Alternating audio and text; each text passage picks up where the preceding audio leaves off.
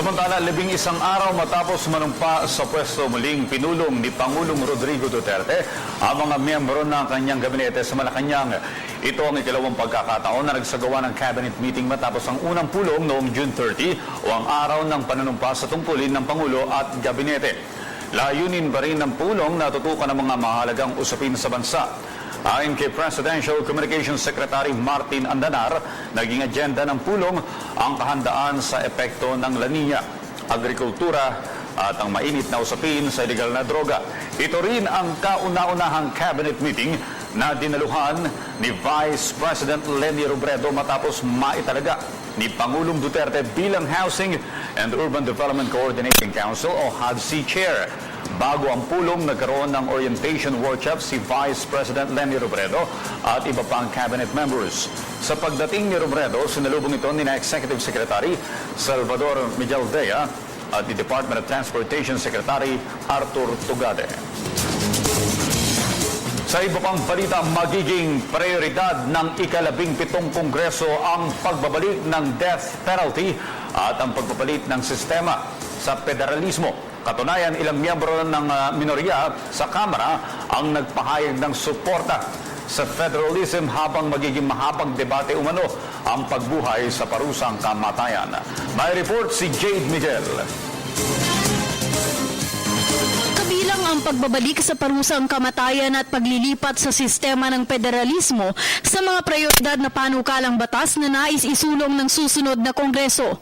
Ayon kay Quezon Province 2nd District Representative Danny Suarez, kahit kabilang sa minority ang kanyang partido na United Nationalist Alliance o UNA, suportado nila ang mga nasabing panukala na isinusulong ni Pangulong Rodrigo Duterte. Isa si Suarez sa mga nagpahayag ng interes na tumakbong minority leader sa mababang kapulungan kung saan posible niyang makalaban sa naturang pwesto si Representative Edsel Lagman. Sa kasalukuyan, nasa 11 hanggang 15 na lamang ang miyembro ng UNA matapos magsilipatan ng ilang kongresista sa PDP laban na partido ni Pangulong Duterte.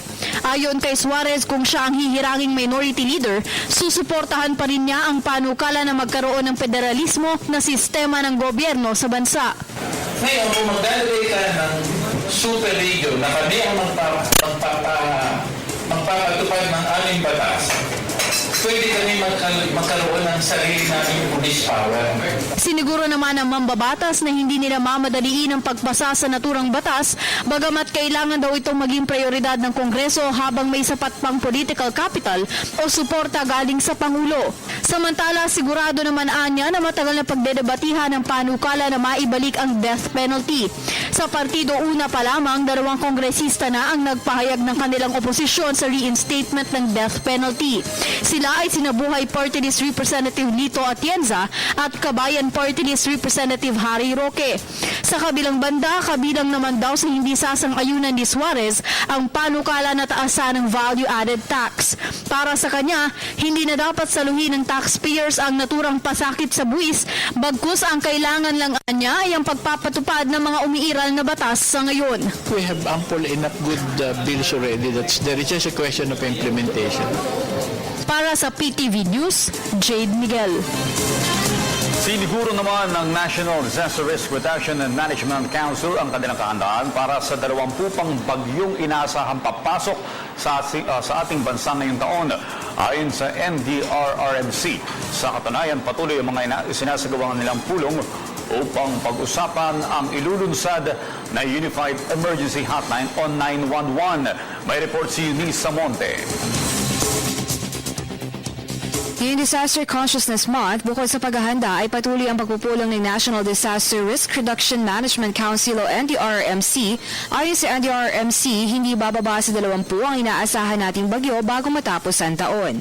Kaya naman bago pa man pumasok ang tag-ulan ay nagsagawa na ng pre-disaster risk assessment at operation listo sa bawat barangay ang NDRRMC. Pre-positioned na tayo ng mga tinatawag natin food packs. Pero bukod sa food packs, meron tayong non-food items na hinanda na rin sa ating mga lokal lokal na pamahalaan. Yung ating operation listo na nilagak na ating Department of the Interior and Local Government. Payo ni Ms. Mina, mag-ingat ngayon sa paglusong sa baha at pagguho ng mga lupa. Matatandaan sa kasagsagan ng Bagyong Butsoy, isa ang naitalampatay at 2 naman ang injured at kasalukuyan nagpapagaling. Ayon sa kanilang tala, nitong nakaraang taon, ang mga karaniwang kinamamatay at kinasusugat ng mga residente ay ang pagbagsak ng mga kahoy at sanga, kaya naman payo niya ay putulin na ang mga malalaking sanga na maaaring maging sanhipa ng aksidente. Puspusan na nga rin ang kanilang paghahanda para maisulong ang Unified Emergency Hotline o 911 sa buong bansa. Kaugnay nito, tiniyak ng NDRRMC na nakahanda na ang mga nakapack na relief goods na magagamit sa panahon ng kalamidad. Bukas inaasahan rin ang pagpupulong ng NDRRMC kasama ang ilang lokal na ahensya ng pamahalaan. Kailangan kung centralize ang calling natin, papaano natin ibababa yung komunikasyon na yon para agaran yung tulong na ibibigay natin sa ating mga kababayan at saka yung kapasidad nila to respond quickly. Ito po si Nisa Monte para sa PTV News. Okay, good news naman para sa mga motorista. Nagpatupad ng bawas presyo sa produktong petrolyo ang mga kumpanya ng langis ngayong araw. Simula kaninang alas 12 ng hating gabi, kabilang sa mga nagpatupad ng bawas presyo ay ang mga kumpanyang Sea Oil, Eastern Petroleum at Flying V. Batay sa kanilang abiso, 90 sentimos ang tapyas presyo sa kada litro ng kanilang gasolina.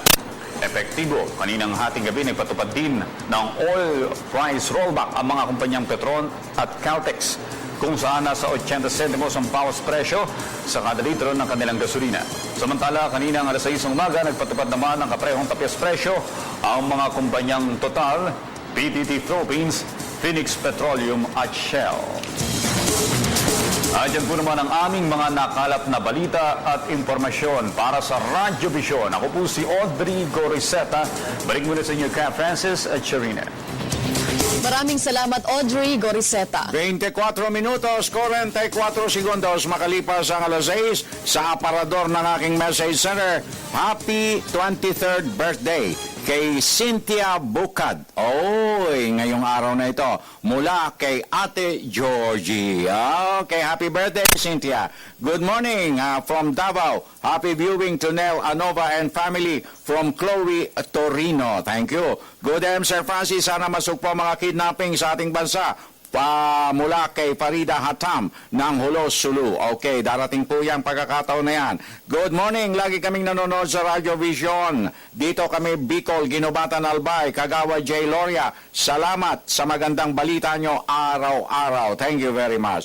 Good morning, Mr. Francis at Miss Arina. Ayos talaga ang PTB4 from Feds of Saudi Arabia. Oy, salamat po.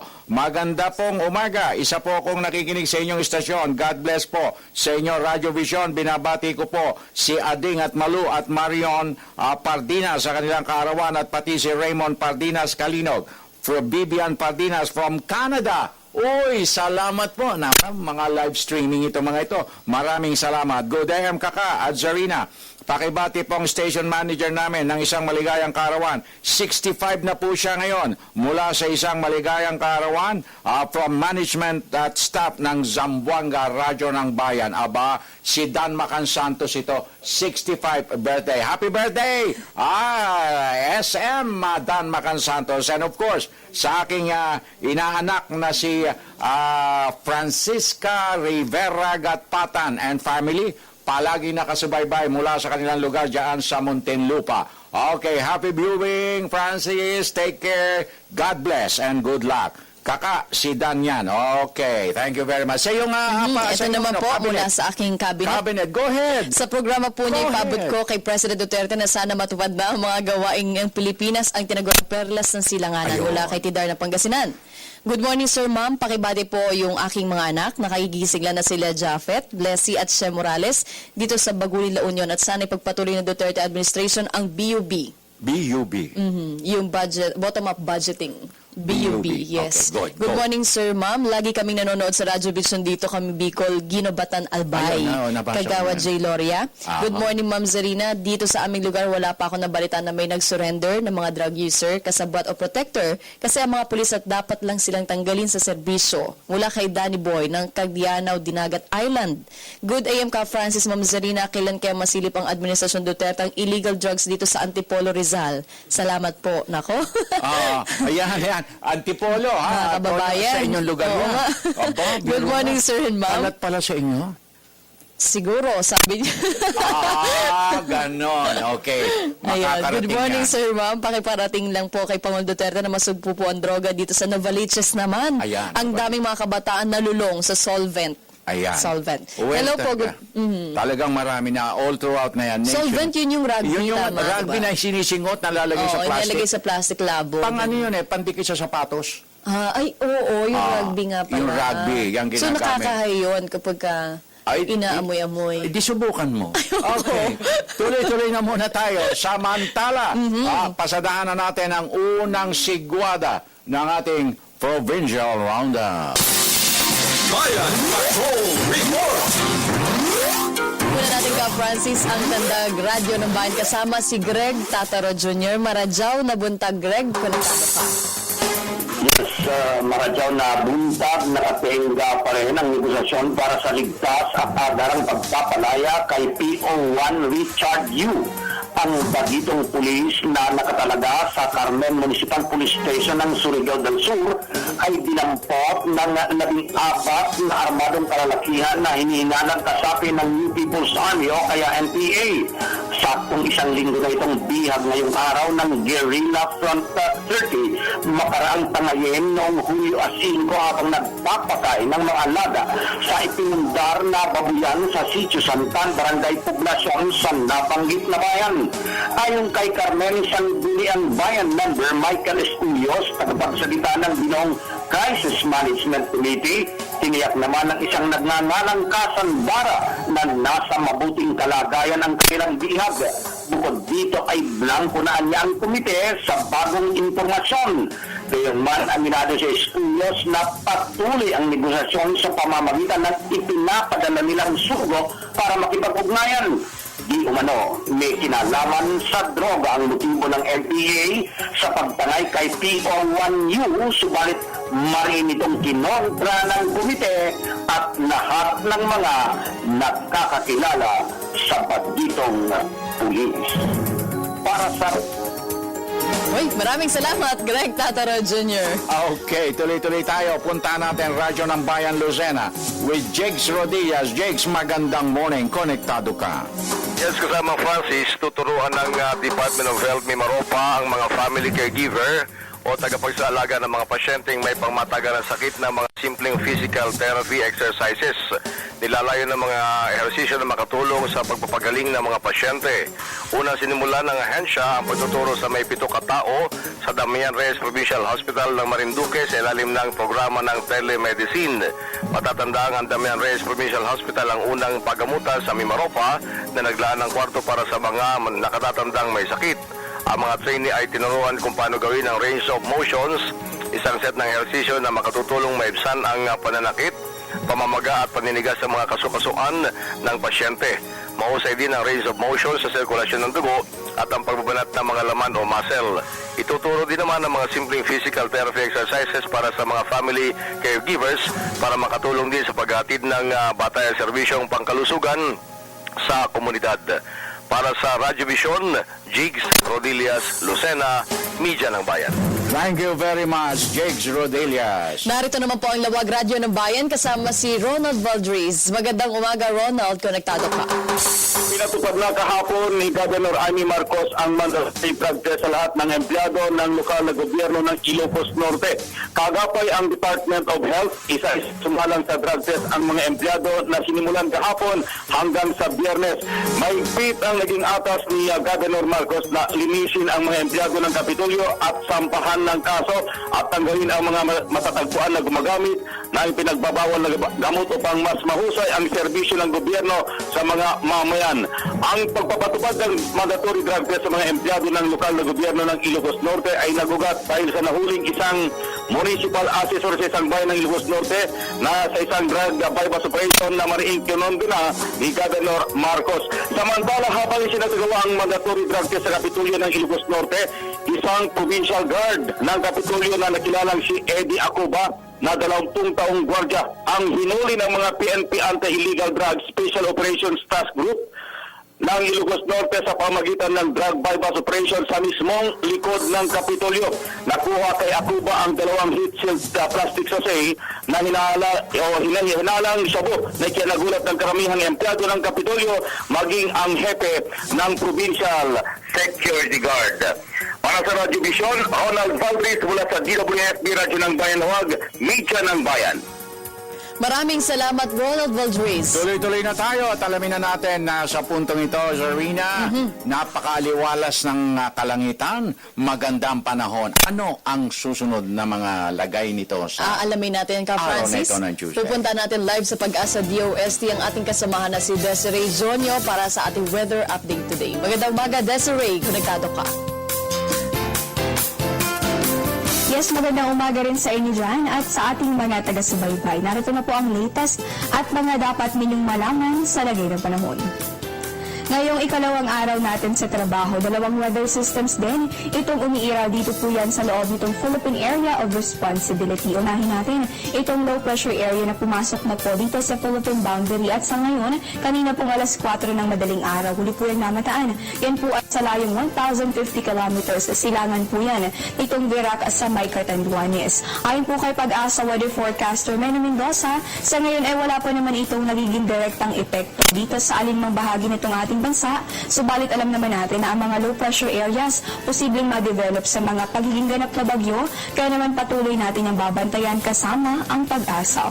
At ngayong araw nga patuloy sa pag-epekto itong southwest monsoon o habagat, partikular po yung dominante ngayon dito sa may kanlurang bahagi nitong Luzon. Sa mga susunod na oras inaasahan po natin yung mga occasional rains o mga paminsanang pag-ulan. Dito po yan sa may bahagi nitong Ilocos region hanggang dito sa may Zambales, pati na rin sa may Bataan, habang dito naman sa atin sa may Metro Manila, gayon din sa natitirang bahagi nitong Luzon at dito sa may Visayas hanggang dito sa may Mindanao, inaasahan natin yung generally fair weather condition. Ano po bang ibig sabihin yan? Kapag sinabi po natin generally fair weather condition, ang ibig sabihin po nito ay bahagya hanggang sa maulap na kalangitan yung iiral at posible pa rin yung mga pulo-pulong pag-ulan o pagkidlat at pagkulog. Kaya naman huwag kalilimutan na magdala ng payong sa inyong mga lakad. Sa punto pong ito, tingnan naman natin yung taya ng temperatura sa iba't ibang bahagi ng bansa. Dito sa atin sa Luzon, inaasahan natin ang temperatura sa Metro Manila nasa pagitan po yan ng 24, posible po yung umabot sa 32 degrees Celsius. Same weather condition dito sa Baguio, gaya din sa may Tuguegarao, sa Tagaytay, Legazpi, hanggang sa may bahagi nitong Puerto Princesa, kung saan ang ating temperatura, posible po ang maximum dito sa may Legazpi sa pagitan ng 25 hanggang sa 33 degrees Celsius. Sa may bahagi naman itong Olonga po hanggang dito sa Lawag, inaasahan natin yung maulang panahon within the day. Check naman natin sa may Visayas, dito sa bahagi nitong Tacloban hanggang dito sa may Iloilo, Bacolod at sa Metro Cebu, fair weather condition din yung iiral. Ang ating temperatura naman, maglalaro po yan sa pagitan ng 25 at posibleng umabot yan sa 33 degrees Celsius. Panghuli na lamang natin sa may Mindanao sa ating mga taga-subaybay sa nasabing bahagi niya ng Pilipinas. Inaasahan natin hindi kayo bibiguin. Ito ang generally fair weather conditions saan man ang inyong mga lakad. Temperatura natin maglalaro po yan sa pagitan ng 25 at posible po yan umabot sa 34 degrees Celsius. At yan po muna ang latest mula rito sa Pag-asa DOST. Ito po ang Panahon TV kung saan walang pinipiling panahon ang pagbibigay impormasyon. Ako po si Desiree Zonyo, Media ng Bayan. Maraming salamat, Desiree Zonyo. Okay, tuloy-tuloy tayo. Good day, Ma'am Zarina, Sir Francis. Mulang napanood namin ang Radio Vision. Gustong-gusto na naming panoorin kasi tuloy-tuloy ang pagre-report ninyo. Walang interruption na patalastas. Salamat po. Ma'am Zarina, pwede ko bang tanungin kung taga saan si Miss Desiree Dionyo? Nagtatanong, Mr. Jack and Dionyo ng Pangasinan. Aba, magkapiling daw. taga-Pango. Kamag-anak ito. Sir, good day. Pinabati ko ang mga kasamahan ko dito sa Siargao, Cebu. 7C, Eddie at me. Okay. Magandang umaga po, Radio Vision. Pakibati po ang lahat ng mga taga San Mateo, lalong-lalo na po ang Ampanya family ng Dagupan. Laging nakatutok sa inyo. Thank you very much po. Kuya Francis Arina, long live. Mabuhay kayo. Nanonood ako po sa inyo. Tidar ng Pangasinan. Thank you. Good day, sir at ma'am. Ang galing po ninyo magbalita. Malinaw po at klaro. Saldi po ng Pretil, Bulacan. Good day, ma'am. Rose Arina at Ka Francis. Sana suportahan nila ni Delima si Digong pagresolba sa drugs para mapatunayan na hindi siya protektor sa talamak na droga from Barangay Sagbayan, Surigao del Sur. Okay. Ito naman po mula sa aking cabinet. Good morning po Ka Francis at Ms. Zarina. Pakibati ang mga nagdaos ng karawan sa aming pamilya na sina Alia at Adrian Corpus sa Montalban, Rizal from Vicky Corpus ng Network Division. Ay, happy si birthday. Vicky, okay. Magandang umaga po. Isa po ako sa mga nakikinig sa inyong istasyon. God bless po sa inyo, Radio Vision. Binabati ko po si Ading Timalu at Marian Pardinas sa kanilang kaarawan at pati si Raymond Pardinas Kalinog from Vivian Pardinas mula sa Canada. Maraming salamat po. Naimbaga bigat kakabsat guha po Ka Francis. Thank you. Sir Alan, Ma'am Zarina, bati naman ng pisang ko taga Davao, si Odette J. Lloyda Darwin Lando, kinig ngayon, Agyamanak Apo Agbeg Kiayo, mula kay retired BFP DILG, Roger Flores ng Pidig, Ilocos Norte. Maraming salamat po. Okay, tuloy-tuloy na tayo at narito na ang ating special guest for today. Tama ka dyan, Ka Isang Francis. luminaryo Yes. sa batas. Kasama natin ngayon, live sa studio si Representative Harry Roque ng Kabayan Party List at pag-uusapan natin ang topic hinggil sa usapin ng West Philippine Sea na inaabangan natin ng desisyon ngayong umaga, ang FOI at ang kapayapaan sa Mindanao. Magandang umaga po, Attorney Roque. Magandang umaga, Francis at Sarina at sa inyong mga tagapakinig at saka mga tagapanood. Okay, ako ang bati ko kagad. Congressman, congratulations. Congratulations. Maraming salamat po. Nagpapasalamat muli po ako sa ating mga kababayan na nagbigay sa atin ng napakalaking mandato. Ayun. Okay, now, historical week ngayon na binabansagan na po at kapanapanabik sa bawat Pilipino ngayon, itong lalabas na mga malalaking balita na napagtibay na, ano ba naging resulta, lalo na itong usapin sa West Philippine Sea na kung saan ay binigyan liwanag ni Secretary Martin Andanar kahapon sa aming panayam na hindi naman po pala soberenya ang pinag-aawayan, kung hindi yung exclusive economic zone agenda. So, sa inyo po, bilang isang luminaryo sa batas, at alam kong sumubaybay kayo sa usapin ito, Congressman Roque, ano po ang pananaw ninyo rito? Well, unang-una, no, tama na dinala natin to sa arbitration. No? Dahil itong arbitration ang tanging mapayapang paraan, no, para magkaroon tayo ng solusyon dito sa hidwang ito. Maalala ninyo, kaya naman tayo napilitan magkaroon ng arbitration nung sapilitan na pinatalsik doon sa tinatawag na boro or panatag, no, Scarborough Shoal, yung ating mga mangingisda. No? Right. At kung hindi pa nagkaroon ng bagong presidente, hindi pa muli pwedeng mangisda doon yung ating mga kababayan galing Zambales at ng Pangasinan. No? So, tatlo po yung major issues na madidesisyonan nitong araw nito. No? Unang-una, kung meron bang legal na basihan yung tinatawag na 9 dash lines, no, na ginagamit ng China. Ginagamit ng China sa pag-angkin niya ng 95% ng West Philippine Sea. Pangalawa, yung mga kung saan gumawa ng base militar ang China. Ito ba po ay low tide elevations o mga isla? Alam mo, technical yan. Ang low tide elevation, yung lulubog lilitaw, makikita mo lang kapag low tide. No? Hindi mo nakikita pag high tide. Kapag lulubog lilitaw yan, hindi siya po pwedeng maging subject to title. Hindi po pwedeng magkaroon ng titulo ang kahit sinong bansa dahil ito'y kakaparte ng tinatawag nating continental shelf. Now, ang issue dyan, kung ito ay low tide elevation, ibig sabihin walang karapatan na gumawa ng base militar yung China doon sa mga isla. 4 na low tide elevations yan. At ang sabi natin, 2 doon sa 4 na yan ay kaparte ng continental shelf ng Pilipinas at 2 doon sa high seabed area. No? Okay. At pangatlo, yung karagatan na nakapalibot doon sa Scarborough Shoal, doon sa labas ng 12 nautical miles ng Scarborough Shoal, ang issue ito ba ay kaparte ng tinatawag na exclusive economic zone. Now, tama po si Secretary Andanar, kapag sinabi po natin exclusive economic zone, wala pong soberenya. Meron lamang na sovereign rights. Ito po yung karapatan na maghanap at kumalap ng tanging yaman doon sa lugar na yon. At dahilan sa dyan ang pang-araw-araw na pamumuhay ng ating maraming mga mangingisda, magkaroon sila ng kalayaan at karapatan na makapangisda dyan sa bahaging yan. Tama po. In fact, ang nakakalungkot, nakakalimutan natin na dito sa hidwaan ng teritoryo, kaya naman natin pinaglalaban ng teritoryo dahil may mga mamamayan tayo, mga kababayan na umaasa para magkaroon ng hanap buhay doon sa boro na yan. No? At gaya ng sinabi ko kanina, no, mabuting balita naman, yung pagkakapalit lang ng administrasyon sa atin, mukhang nagkaroon ng mabuting epekto dahil sabi ng mga kliyente ko po yung mga mangingisda na yan, no? Dinala po natin sa UN Human Rights Committee yung kanilang reklamo na pinagkakait sa kanila ng karapatang mabuhay at ng karapatang magkaroon ng hanap buhay, no? Nakakapangisda na sila muli. Ayun, at hindi gaya nung nakaraan na talagang wala talaga, no? Kumisan wala May nagtataboy pa. Bobombahin ka pa. Binobomba pa sila, no? At binabangga pa, no? Okay, Sabrina. Attorney, they are angered by the move na nagpasa tayo ng ating kaso sa arbitral tribunal, itong mga taga-China. Paano kung nag-refuse talaga na sumunod sa anumang desisyon? Ano yung magiging impact nito? Well, unang-una, kunwari lang yan. Na sa kanilang kultura raw, ayaw na nang dinidemanda sila. Yes. Kung titignan mo yung WTO, World Trade Organization, sila ang pinakamaraming demanda.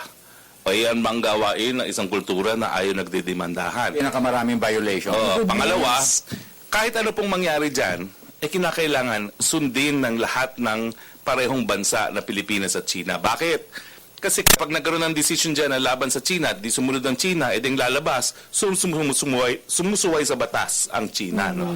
Alam mo, sa kasaysayan natin, wala pa namang kahit sinong bansa na umaamin na sumusuway sila sa batas. Palagi nilang sinasabi, hindi, sumusunod kami, pero sa aming interpretasyon, tama yung aming pagbasa ng batas. Pero pag lumabas na itong desisyon nito, at sinabi na wala kang titulo dyan sa mga isla na yan, alisin mo yung mga base militar mo dyan, at hindi ka susunod, paano mo naman sasabihin, ibang aming basa sa batas, nandun na nga, meron na nga International Tribunal for the Law of the Sea, na hindi lang sila mga dalubhasa. Kung hindi, doon sa kasunduan mismo ng UNCLOS, sinasabi na, kasama na ang China dyan, na nagsabi na lahat ng issue ng interpretation at ng application ay dapat dadalhin dito sa tribunal na ito. Okay. Congressman, dumako tayo sa ikalawang pinakaabangan at kapanapanabik, itong Freedom of Information Bill. Ano po, talagang ito long overdue na rin na pinag-usapan nung nakalipas pang administrasyon. Ngayon mukhang napadali na at ito talagang kaabang-abang na, Congressman.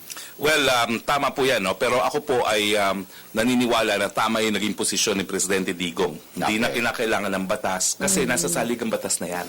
Okay? Ang sabi nga ng Korte Suprema sa decision ng Chavez versus sa PCGG, ang remedyo kapag hindi binigay impormasyon, mandamos. Kaya nga lang, yung mga mamahayag, hindi nyo naman trabaho magpunta palagi sa korte, no? So, importante na mayroong FOI officer na siyang pupuntahan kapag pinagkait ka ng impormasyon.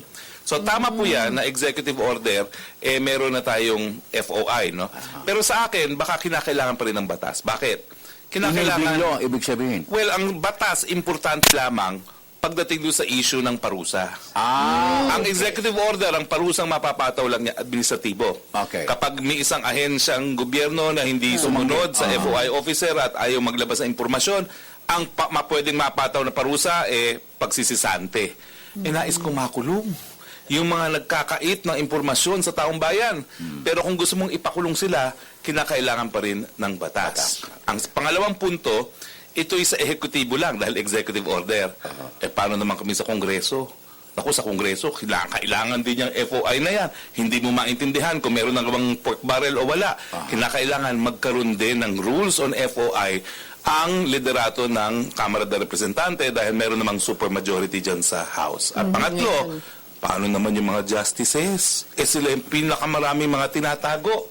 Kaya nga sa tingin ko, Bagamat mabuti itong executive order, kinakailangan natin ng FOI sa lahat ng sangay ng gobyerno, lalong-lalo na sa hudikatura, na talaga namang sa mulat mula ay nabubuhay dahil doon sa tinatawag nating secrecy ng mga Diyos sa Padre Faura.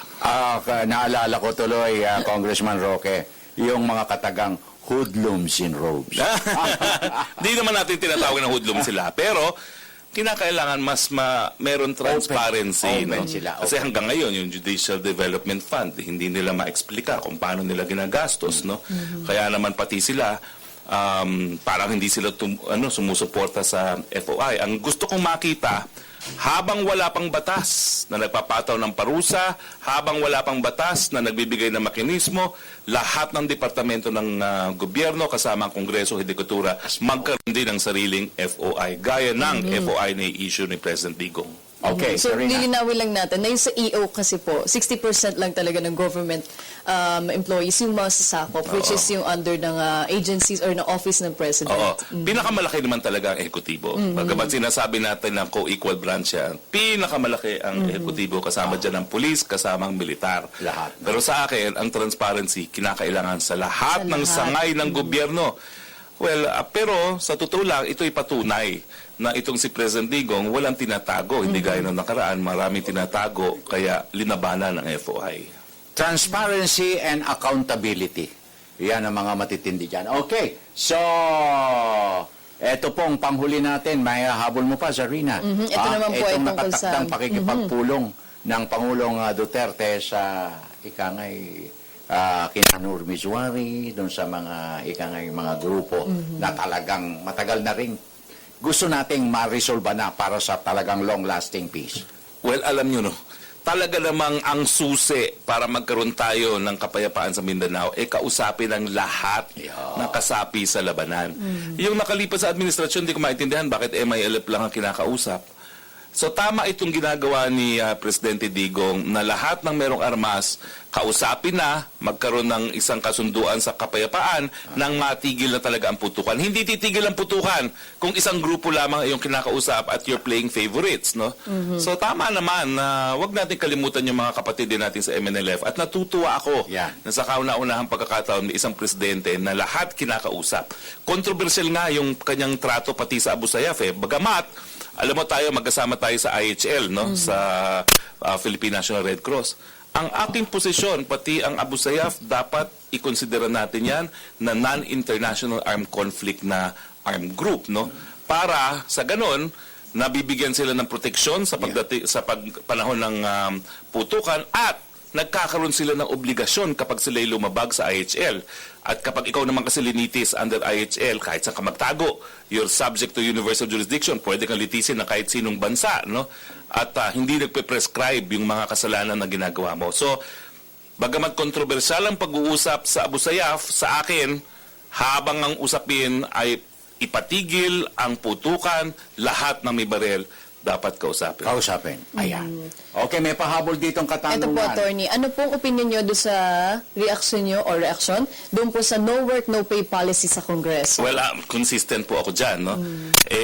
Kahit saan ka naman magtrabaho, kung hindi mo ginagawa yung katungkulan, hindi ka dapat nagsusweldo, no? Ang sa akin lang, dapat yung mga kasama kong kongresista ang gumawa ng rule.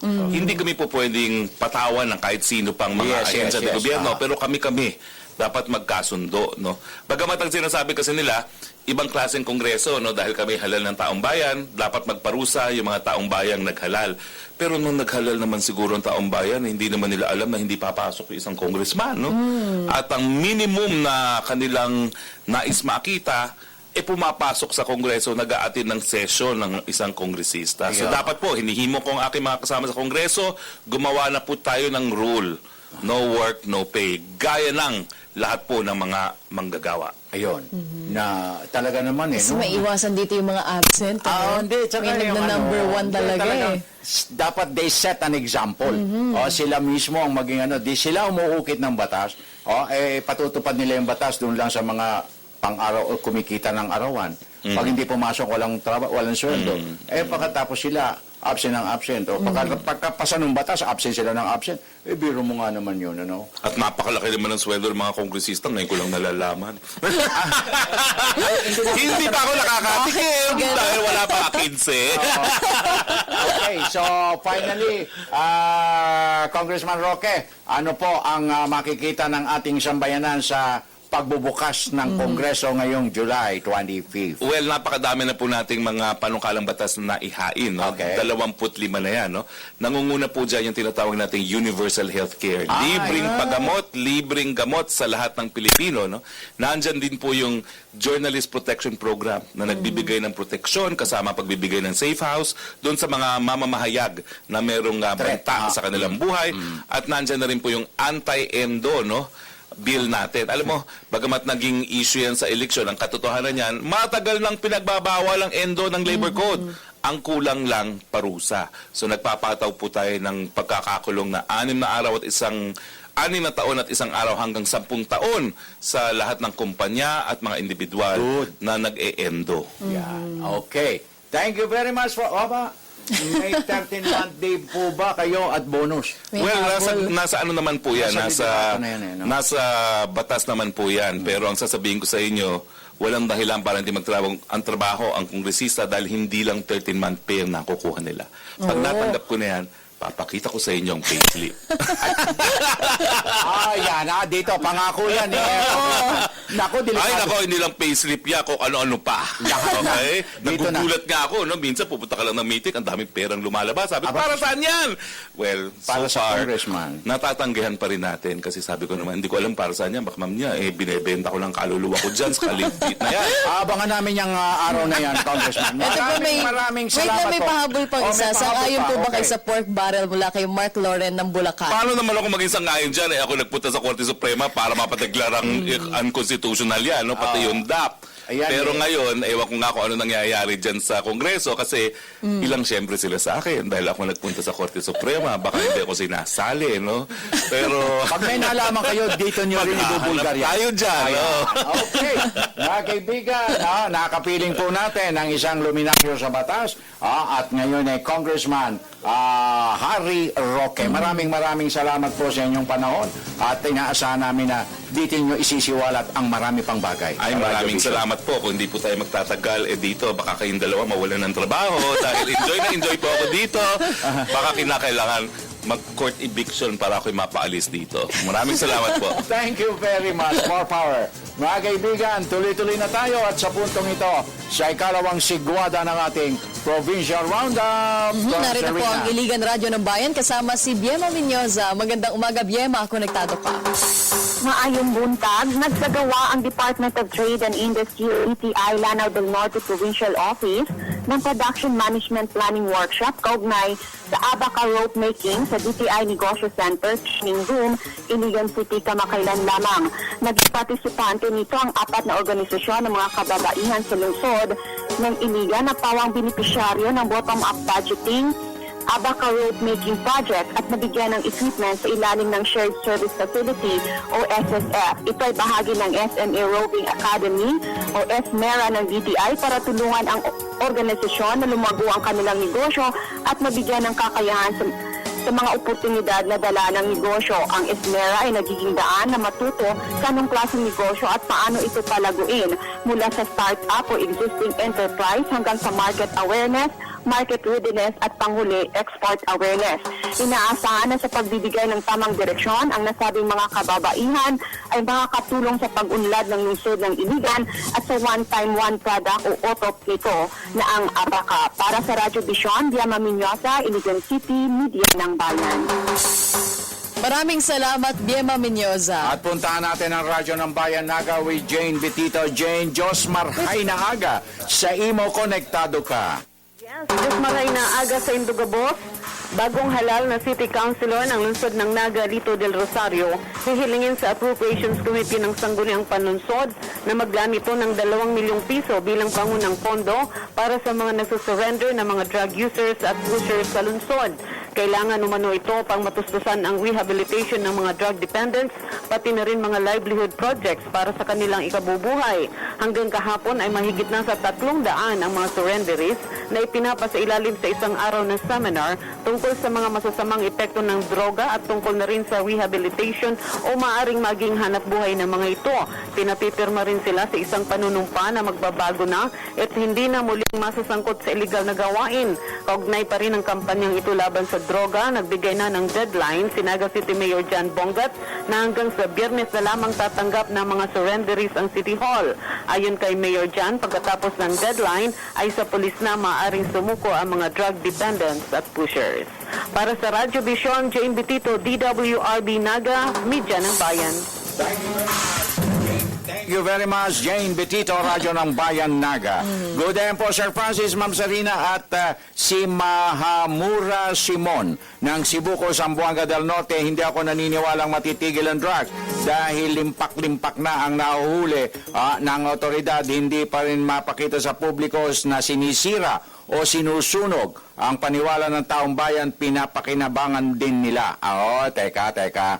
Titingnan po natin mabuti yan. Susubaybayan natin yan. Good morning, Davao, Philippines, from Joel Morandarte. Good morning po, Sir Francis, Ma'am Sarina. Kahit po sa radyo, kayo po pinakikinggan. Alam ko, gwapo po kayo. Ba, talaga naman, ha? Thank you, ha? Kahit na edad na, talagang napakaganda naman po ni Ma'am Sarina. Sa boses pa lang, nagkakagusto na. Magkakagusto ka. Pakigreeting lamang po ang pamilya Apelado ng Borabod, May Dolong, Eastern Samar. Salamat po, Tatay Pido. Uy, thank you, Tatay. Good morning. Good morning. Talagang kayong pinakikinggan. Melody from Valencia, Bukidnon. Greet ko Acosta family from Valencia, Bukidnon. Ito naman po sa aking cabinet. Hello po, good morning po ma'am. Binabati ko lang po ang Pagyo family at si Lolo Antonio Bayudan at mga kapatid ko mga pabebe dyan. Lagi po ako nakatutok sa programa niyo. Mabuhay po kayo. Thank you. Good morning sir ma'am. Binabati ko po kayo sa akong tagahangan niyo dito sa Diplahan, Zamboanga, Sibugay. Good morning ma'am sir. Binabati ko na belated happy birthday sa kapatid kong si Eugen Acero of Cebu from Evelyn Acero Plusnin. Thank you po. At good morning po sa inyo Radyo Vision.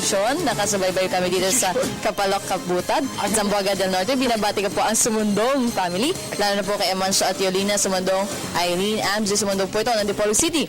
Suggestion ko lang po, sana pinakasimple solusyon sa traffic ay tamang zoning at paglipat ng mga universities outside Metro Manila. From James Franco.